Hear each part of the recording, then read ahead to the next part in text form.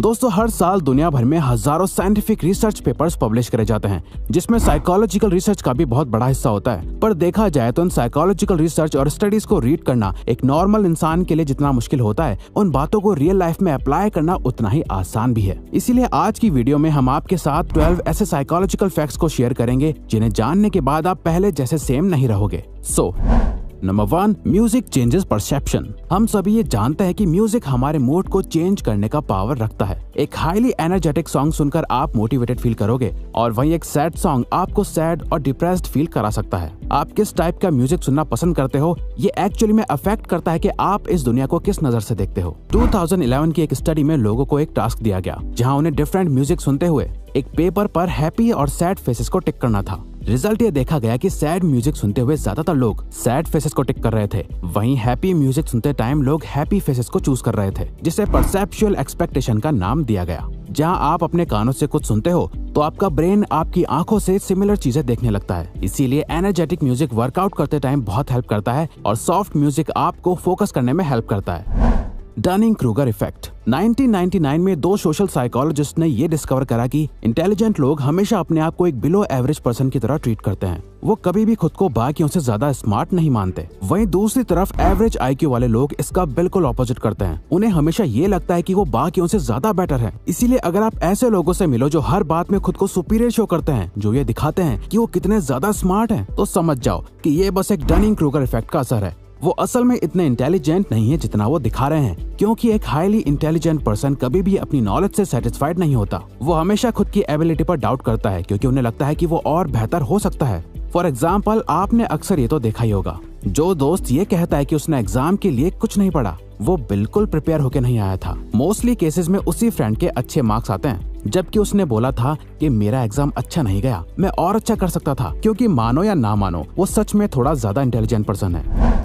Singing reduces anxiety. Imagine करिए आप अपनी कार ड्राइव करते हुए अपने काम पर जा रहे हैं, जहां आपको एक इम्पोर्टेंट प्रेजेंटेशन डिलीवर करनी है। सो नेचुरली आप नर्वस और एंग्शियस फील करोगे। तो ऐसे मोमेंट में आप अपने आप को काम कैसे रखोगे?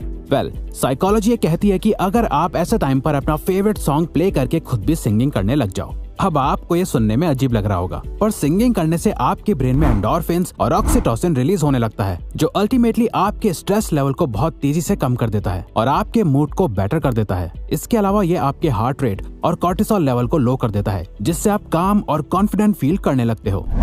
Power of silence. अगर आप चाहते हैं कि कॉन्वर्सेशंस आगे बढ़ती रहें पर आपको समझ नहीं आ रहा कि क्या बात करें, तो इसका सबसे सिंपल तरीका है अपने पार्टनर से कोई भी एक क्वेश्चन पूछ लो और जब वो आंसर दे दे उसके बाद भी आई कांटेक्ट मेंटेन रखो और आपका पार्टनर साइलेंस को अवॉइड करने के लिए कुछ ना कुछ बात करने लगेगा। स्टडीज में देखा गया है, जब कोई पर्सन आपके सामने ओपन होने में स्ट्रगल करता है या अपनी फीलिंग्स को हाइड करता है, इस टाइम पर इंफॉर्मेशन निकलवाने के लिए बस एक क्वेश्चन पूछो और कुछ देर साइलेंट हो जाओ, क्योंकि किसी भी कॉन्वर्सेशन के बीच साइलेंस अच्छा नहीं लगता, जिसे अवॉइड करने के लिए वो इंफॉर्मेशन शेयर करने लगता है या आपसे क्रॉस क्वेश्चन पूछने लगता है, जो अल्टीमेटली कॉन्वर्सेशन को मेंटेन रखता है। Playing dumb. अगर आप किसी के सामने अपना गुड इंप्रेशन बनाना चाहते हो तो किसी ऐसे टॉपिक के बारे में बात करो जो उन्हें बहुत पसंद है और उसके बारे में उनसे सीखो। फॉर एग्जाम्पल, आप किसी से मिले जिसे कार्स में बहुत इंटरेस्ट है। अब हो सकता है कि आपको भी कार्स के बारे में बहुत नॉलेज हो, पर उनके सामने ऐसे प्रिटेंड करो जैसे आपको उनसे कम नॉलेज है और उनसे क्वेश्चंस पूछो जो सामने वाले पर्सन को कॉन्फिडेंट और स्मार्ट फील कराएगा और वो आपसे बात करने में और इंटरेस्ट शो करेंगे, क्योंकि वो जिस बारे में बात करना चाहते हैं आप उसमें अपना इंटरेस्ट शो करते हो, जो आपको एक लाइकेबल पर्सन बनाता है। और वैसे भी दलाई लामा का कहना है कि जब आप बात करते हैं तो आप केवल वही दोहरा रहे होते हैं जो आप पहले से जानते हैं, लेकिन अगर आप सुनते हैं तो आप कुछ नया सीख सकते हैं। The snake man. अगर आप किसी ग्रुप में हैं या किसी एक पर्सन के साथ भी हैं जहां आप डिनर या लंच पर मिलने आए हो और आपको लगता है कि कोई कन्फ्लिक्ट क्रिएट होने वाला है, आपकी कॉन्वर्सेशन जैसे जा रही है आप लोगों की लड़ाई हो सकती है, तो इस सिचुएशन को अवॉइड करने के लिए अपने सामने रखा खाना खाने लग जाओ, क्योंकि अकॉर्डिंग टू साइकोलॉजिस्ट्स ईटिंग एक कामिंग एक्टिविटी है। जब लोग कुछ खा रहे होते हैं तो बाकी लोग उस एनवायरनमेंट में कंफर्टेबल फील करते हैं। तो जब भी आपको लगे कि कोई बहुत ही अग्रेसिव हो रहा है या आप लोगों की बहस होने वाली है, तो उस पर्सन के पास जाके बैठ जाओ और उन्हें कुछ खाने को ऑफर करो। ऐसे टाइम पर एक सिंपल चॉकलेट भी आपकी रिलेशनशिप को बहुत हेल्प कर सकती है। Forming a habit. आपने कभी ये सोचा है कि एक हैबिट को फॉर्म करने में कितना टाइम लगता है? पहले ये माना जाता था कि किसी भी हैबिट को फॉर्म या ब्रेक करने में सिर्फ 21 डेज का टाइम लगता है, पर एक न्यू साइकोलॉजिकल रिसर्च के अकॉर्डिंग किसी भी हैबिट को बिल्ड करने के लिए अराउंड 66 डेज लगते हैं। इसीलिए जो लोग ये सोचकर कोई भी न्यू हैबिट बिल्ड करना स्टार्ट करते हैं कि 21 डेज के बाद उन्हें आदत पड़ जाएगी, और जब वो 22nd डे पर फेल हो जाते हैं तो उन्हें बहुत डिसअपॉइंटमेंट होती है और वो क्विट कर देते हैं। रिसर्च के अकॉर्डिंग अगर आप 66 डेज को 3 फेजेस में बांट दें, जहां शुरू के 22 दिन आपको बहुत अनकंफर्टेबल फील होंगे, नेक्स्ट 22 दिन आपसे बिल्कुल हैंडल नहीं होंगे, आप ऑलमोस्ट क्विट कर देंगे, और लास्ट 22 डेज के बाद आप एक मोमेंटम बिल्ड कर लेंगे, जिसके बाद वो हैबिट आपके माइंड और बॉडी से कनेक्ट हो जाएगी, आपकी रूटीन में आ जाएगी और आप सक्सेसफुली हैबिट बिल्ड कर लेंगे।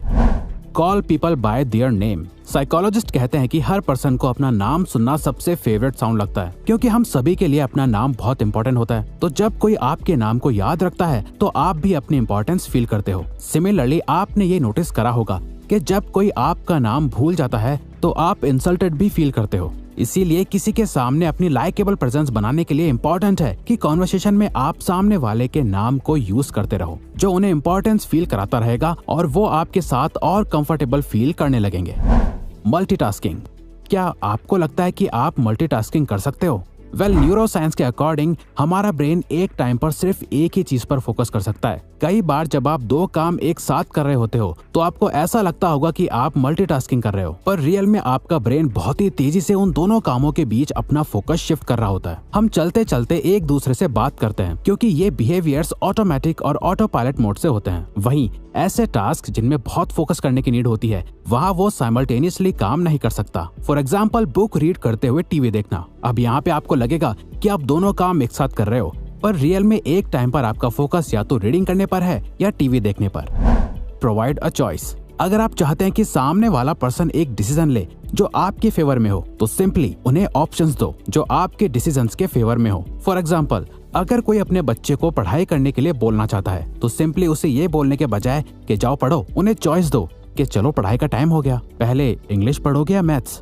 तो जब वो कोई भी चॉइस लेंगे तो उन्हें लगेगा कि वो खुद ये डिसीजन ले रहे हैं, वो अपने कंट्रोल में है। अब ये ट्रिक आप किसी के भी साथ यूज कर सकते हो। जैसे आपने नोटिस करा होगा कि हर रेस्टोरेंट में वेटर्स इसी ट्रिक का यूज करते हैं। वो आपको वो सारे ऑप्शंस देते हैं जो वो चाहते हैं कि आप ऑर्डर करो, और आप इनडायरेक्टली वही करते हो, पर आपको ऐसा लगता है कि वो डिसीजन आपने लिया, लेकिन रियलिटी में वो डिसीजन आपके वेटर ने पहले ही ले लिया था। यानी कि वो ट्राई करते हैं कि आप कुछ चुनिंदा चीजों में से ही कुछ एक चीज ऑर्डर कर दें जिसे रेडी करने में रेस्टोरेंट को ज्यादा टाइम ना लगे। The power of sunlight.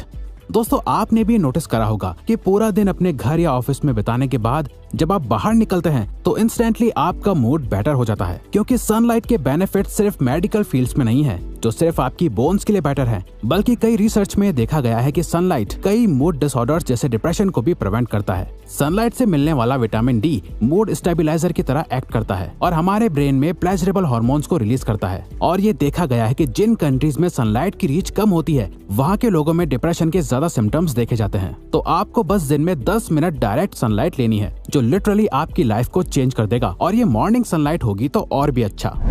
Mirror body language. अगर आप किसी से बात करते टाइम उनकी बॉडी लैंग्वेज या उनके कुछ बिहेवियर्स को कॉपी करने लग जाओ तो वो आपके साथ इंस्टेंट ट्रस्ट फॉर्म कर लेंगे। वो जैसे बात करते हैं, जैसे मूव करते हैं, अगर आप भी उनके कुछ एक्सप्रेशंस को मिरर करने लगो तो वो आपको और पसंद करने लगेंगे, क्योंकि वो आपसे और भी ज्यादा कंपैटिबल फील करेंगे। साइकोलॉजिस्ट इसे कैमेलियन इफेक्ट कहते हैं। फॉर एग्जाम्पल, किसी से बात करते टाइम ये नोटिस करो कि वो कौन से वर्ड सबसे ज्यादा यूज करते हैं, और आप भी बात करते टाइम उन वर्ड्स का यूज करने लग जाओ। इससे वो खुद को आपसे आइडेंटिफाइड कर पाएंगे, उन्हें लगेगा कि आप भी उन्हीं के जैसे हो, और वो आपकी कंपनी को एंजॉय करने लगेंगे।